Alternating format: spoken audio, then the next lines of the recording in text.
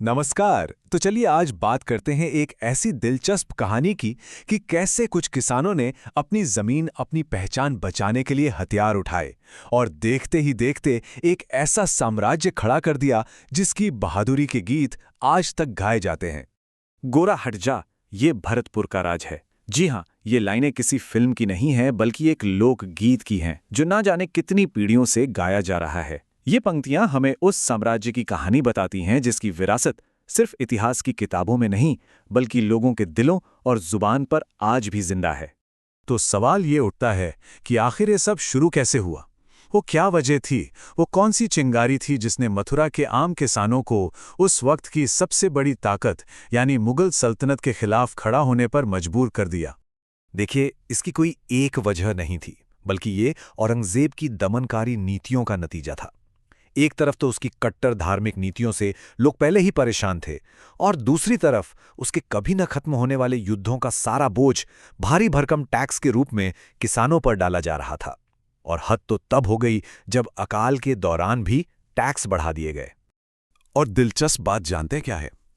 इस बगावत की अगुवाई कोई राजा महाराजा नहीं कर रहा था। ये गोकुला नाम के एक आम किसान का विद्रोह था। लेकिन ये इतना जबरदस्त था कि इसने मुगल सल्तनत की नींव तक हिलाकर रख दी थी। हालांकि गोकुला के विद्रोह को तो बड़ी बेरहमी से कुचल दिया गया, लेकिन बगावत की वो आग बुझी नहीं थी, बल्कि वो चिंगारी अब एक ऐसी ज्वाला बन चुकी थी जिसने सीधे सीधे मुगल साम्राज्य के सम्मान पर ही हमला कर दिया। लेकिन सोचने वाली बात यह है कि मुट्ठी भर किसान आखिर इतने बड़े और ताकतवर साम्राज्य की जड़ें कैसे हिला सकते थे? इसका जवाब हमें मिलता है विद्रोह के अगले दौर में, जो पहले से भी कई ज्यादा दुस्साहसी था। तो 1680 के दशक में विद्रोह ने एक नया ही रूप ले लिया। राजाराम जैसे नए नेताओं की अगुवाई में ये अब सिर्फ टैक्स के खिलाफ एक विरोध नहीं रह गया था। अब ये लड़ाई मुगलों की सत्ता का जो दिल था, यानी आगरा, उसके दरवाजे तक पहुंच चुकी थी। और फिर उन्होंने वो किया जिसकी किसी ने कल्पना भी नहीं की थी। विद्रोहियों ने उस दौर के सबसे महान मुगल सम्राट अकबर के मकबरे पर धावा बोल दिया।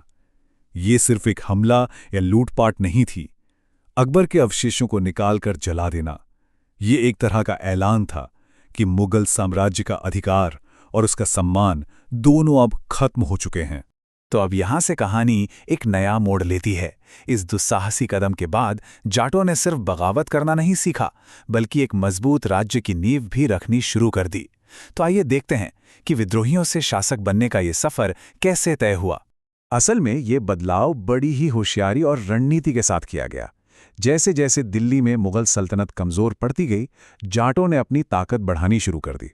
उन्होंने जयपुर के सवाई जयसिंह जैसी ताकतों से हाथ मिलाया और कूटनीति का ऐसा इस्तेमाल किया कि आखिरकार मुगलों को ही उन्हें ब्रिजराज यानी ब्रिज का राजा की उपाधि और एक जागीर देनी पड़ी, और इसी तरह भरतपुर राज्य को आधिकारिक मान्यता मिल गई।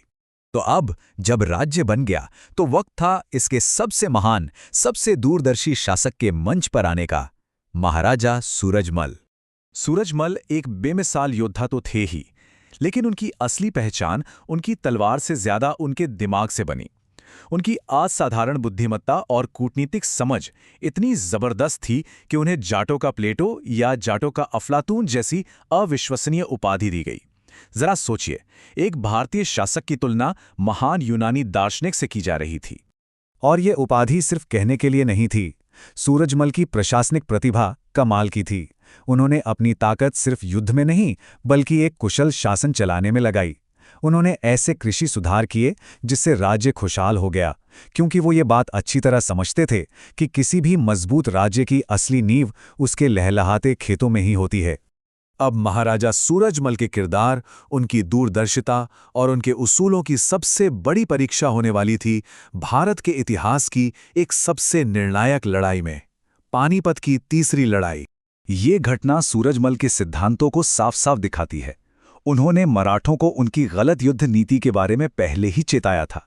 जब उनकी सही सलाह को नजरअंदाज कर दिया गया तो वो उस लड़ाई से पीछे हट गए जिसमें हार तय थी। लेकिन मराठों की भयानक हार के बाद उन्होंने ही हजारों घायल सैनिकों और उनके बेसहारा परिवारों को अपने राज्य में पनाह दी। ये एक ऐसा ऐतिहासिक सच है जिसे अक्सर सही तरीके से नहीं बताया जाता। सूरजमल की यही न झुकने वाली सोच, यही अजेय भावना उनके बनाए किले में भी जिंदा रही।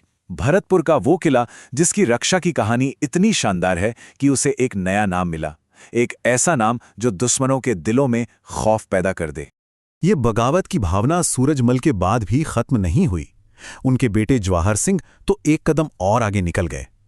उन्होंने सीधे दिल्ली पर हमला किया और वहां से जीत की निशानियों के तौर पर बेशकीमती चीजें वापस ले आए। ये मुगल सत्ता के मुंह पर एक सीधा तमाचा था।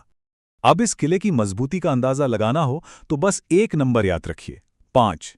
ये वो नाकाम हमलों की संख्या है जो अंग्रेजों ने भरतपुर के किले पर किए। जी हां, उस वक्त की सबसे बड़ी ताकत ब्रिटिश सेना ने अपने कमांडर लॉर्ड लेक की अगुवाई में 5 बार इस किले को जीतने की कोशिश की और 5 बार उन्हें मुंह की खानी पड़ी।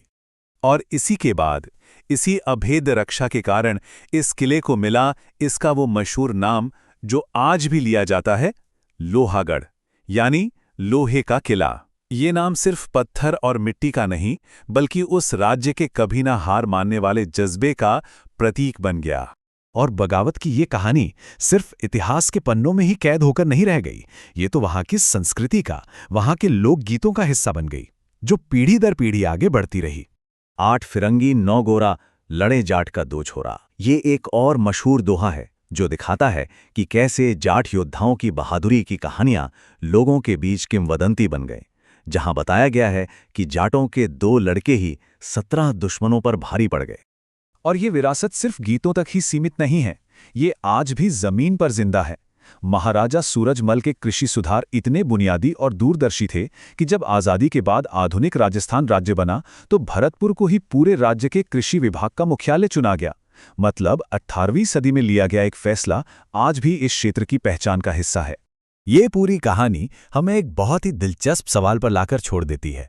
आखिर कैसे किसी एक इलाके के विद्रोह की कहानी जो लड़ाई और कूटनीति से बनी हो, वो सदियों का सफर तय करके एक ऐसी अमर कथा बन जाती है जिसे लोग आज भी याद करते हैं और गाते हैं।